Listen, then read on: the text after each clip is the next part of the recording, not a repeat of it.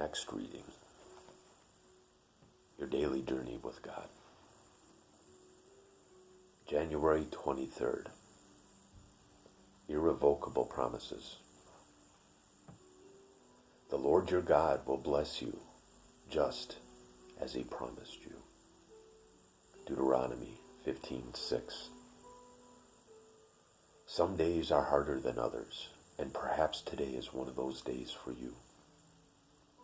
Life is full of frustrations, and we can grow mighty weary with financial pressures, family problems, church misunderstandings, and workplace conflicts that can consume us. It sometimes seems like we're losing our minds. We may feel like we're losing our minds, but God is not losing his. In a world of craziness, he remains stable.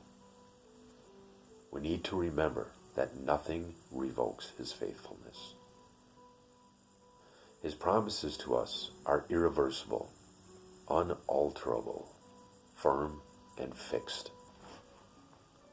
We have a responsibility to obey him, of course, but the outer circumstances that are out of our control must bend, in his time, to the purposes and promises of God for our lives.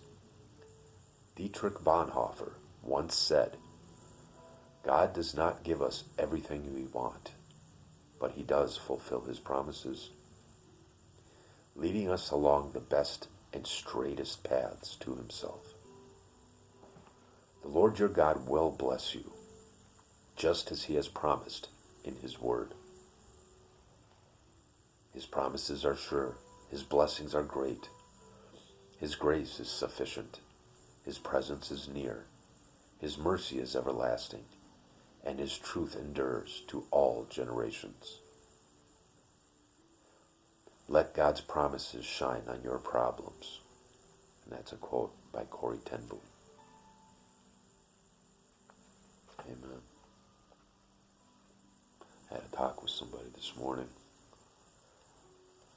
who was having a bad day under spiritual attack, and it's not how some people explain that. Oh, there's this Christians are crazy because they believe in spiritual warfare. There's a huge war going on.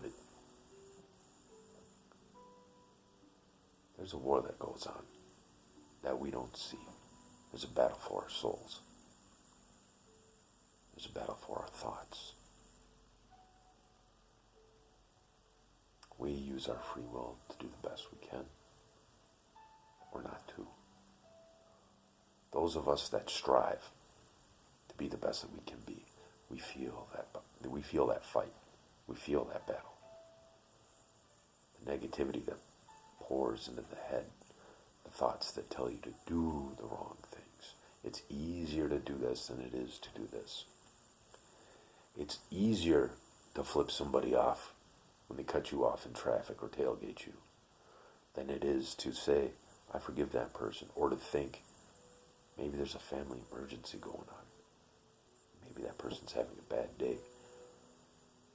Maybe that person had a bad upbringing. They don't know how to deal with life in any other fashion.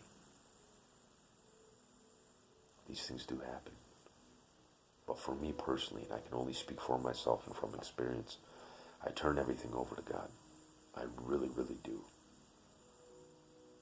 Started with my drinking because I didn't believe that there was some kind of a